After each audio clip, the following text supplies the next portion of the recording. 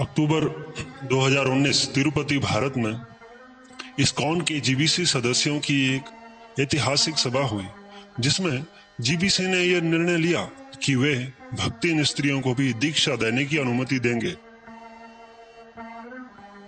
ISKCON के अधिकतर सदस्य जीबीसी के इस निर्णय से विरुद्ध थे, लेकिन फिर भी जीबीसी ये भरपूर प्रयास कर रही है कि विविधता में एकता के बहाने भक्तों को इसके लिए मना ले। अभी जो हम देखेंगे वे इस बात को दर्शाता है कि किस तरह ये विषय हमारे आंदोलन को खंडित कर रहा है, कुछ इस हद तक कि एक गुरु का प्रमुख शिष्य जो कि संन्यास का उम्मीदवार है, सार्वजनिक रूप से अपने ही गुरु के विरुद्ध जाने के लिए तैयार है। विविधता में एकता तो जीबीसी का नारा ही बन गया है, लेकिन इस विषय पर शिष्य भी अपने गुरु से एकमत नहीं है, तो पूरे इस्कॉन समाज में कैसे एकता बनी रहेगी? I personally am not against female Diksha Gurus. व्यक्तिगत रूप से मैं स्त्रियों के गुरु होने के विरुद्ध नहीं हूँ। मैंने आंदोलन को बढ़ते हुए देखा है और देखा है कि किस तरह स्त्रियों ने पुस्तक वितरण में बड़ी भूमिका निभाई। वे पुरुषों से अधिक पुस्तक वितरण करती थी, अर्चविग्रह की मंदिर में पूजा करती थी, भोग भी बनाती थी। और जब हमने उनसे सेवा ली और उन्होंने भी सेवा की, तो उनकी सेवा को सराहने में क्या बुराई है? श्रील प्रभुपाद अपनी शिष्याओं को प्रवचन देने के लिए कहते थे और हम प्रतिदिन अपने मंदिरों में गोविंदम आदि पुरुषन सुनते हैं। वो यमुना माता जी ने गाया, जो कि एक स्त्री है, और प्रभुपाद ने हमें रोज सुबह मंदिर में इसे बजाने के लिए भी कहा। मेरे विचार से तो इस्कॉन एक पारंपरिक संस्था नहीं है। आंदोलन को बढ़ाने के लिए प्रभुपाद ने काफी फेरबदल भी किए। मुझे विश्वास है कि प्रभुपाद अपनी योग्य शिष्याओं को गुरु बनने की अनुमति दे देते, लेकिन हम वही स्वीकार करेंगे जो कि जीबीसी ने निर्धारित किया है। जीबीसी ने बहुत परिपक्वता दिखाई है। यह विषय 17 सालों से चर्चा में था। There are many decisions which were taken by the GBC, they retracted. They accepted a grave managerial mistakes which the GBC have done. GBC के द्वारा भूतकाल में ऐसे कई निर्णय लिए गए जिन्हें उन्हें वापस लेना पड़ा। जीबीसी ने यह भी स्वीकारा कि उनसे प्रबंधन संबंधी कई गंभीर त्रुटियां हुई हैं, और यह साक्षात्कार होने के कुछ वर्षों पश्चात उन्होंने अपने इन निर्णयों को वापस लिया और त्रुटियों में सुधार किया। अब जीबीसी प्रबंधन का सर्वोच्च प्राधिकरण है। श्रील प्रभुपाद की अपेक्षा थी कि जीबीसी प्रबंधन करने वाली सर्वोच्च सत्ता के रूप में कार्य करे।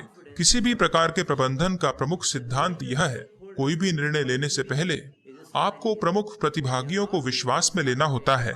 जीबीसी के लिए एक प्रमुख प्रतिभागी है इस्कॉन इंडिया, और उन्होंने भारतीय इस्कॉन को विश्वास में लिए बिना यह निर्णय लिया है। यह प्रबंधन से संबंधित सबसे बड़ी गलती है, और न केवल ये प्रबंधन से संबंधित एक गलती है, लेकिन ये प्रबंधन के नाम पे धोखा या एक अपराध है। जीबीसी को अपने प्रबंधन करने की क्षमताओं पर विचार करना चाहिए। क्या उनमें इतनी हिम्मत और विनम्रता है कि वे इसे समझें और स्वीकार करें कि उन्होंने कितनी बड़ी गलती की है?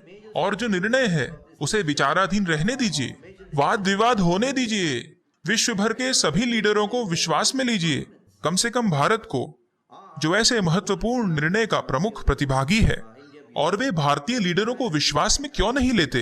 अथवा क्या इस्कॉन ब्यूरो या भारत ब्यूरो या IIAC या संपूर्ण ICC, क्या यह मात्र मूर्खों का समूह है?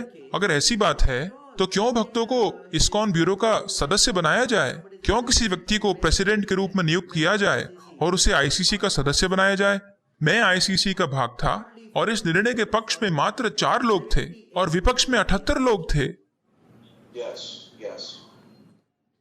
जी हाँ, इसका भारी मात्रा में विरोध हुआ है, और जीबीसी को कम से कम उन्हें इतना संवेदनशील होना चाहिए कि वे इसे समझें।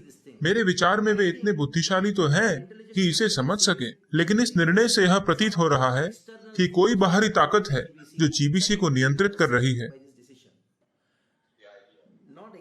वास्तव में ऐसा नहीं, क्योंकि शास्त्र सिद्धांत की बात करते हैं और शास्त्र को व्यवहार में लाने को प्रबंधन कहते हैं। अब कौन दीक्षा गुरु बन सकता है और कौन नहीं, ये प्रबंधन है। लेकिन यहाँ आप एक समूचे लिंग की बात कर रहे हैं और किसी व्यक्ति विशेष की नहीं। यहाँ आप सिद्धांत की बात कर रहे हैं। जब ये सिद्धांत है, एक तात्विक विषय है, तो इस पर आम सहमति के साथ निर्णय लिया जाना चाहिए। सभी जीबीसी सदस्य सहमत होने चाहिए। जीबीसी से संबंधित विश्व भर की सभी राष्ट्रीय संस्थाओं के सभी प्रतिभागियों को सहमत होना चाहिए। उन्हें सबकी सहमति से निर्णय लेना चाहिए। फिर चाहे 100 साल लगे या 200 साल लगे, वाद विवाद को चलने दिया जाए। क्योंकि स्त्री दीक्षा गुरु का यह मुद्दा शीघ्र निर्णय लेने वाले मुद्दों में से नहीं है। क्यों वे इसे जबरदस्ती भारतीय संस्था के गले उतारने का प्रयास कर रहे हैं? ऐसा नहीं होना चाहिए। तो यदि इस निर्णय पर शीघ्रता अत्यावश्यक नहीं है, तो फिर इसे इस स्तर तक क्यों ले जाया जा रहा है? मानो कि यह इतना अत्यावश्यक है कि इस पर निर्णय अतिशीघ्र अपेक्षित हो। आप कह सकते हैं कि यह 25 साल से चल रहा है, लेकिन यद्यपि ये 25 साल से भी चल रहा हो, तो भी ऐसे सिद्धांतिक विषय के निष्कर्ष पर पहुंचने के लिए यह अत्यंत अल्प समय है। द्वैत और अद्वैत के सिद्धांतों के बीच तात्विक विवाद हजारों सालों से चल रहा है। कोई जल्दी नहीं। जब तक प्रत्येक जीबीसी सदस्य, जीबीसी का प्रत्येक प्रतिभागी यथा राष्ट्रीय संस्थाएं, भारतीय ब्यूरो, यूरोपियन आरजीबी, उत्तर अमेरिकी संस्था, जब सबका मत हो हाँ, तब हम आगे बढ़ सकते हैं, अन्यथा नहीं।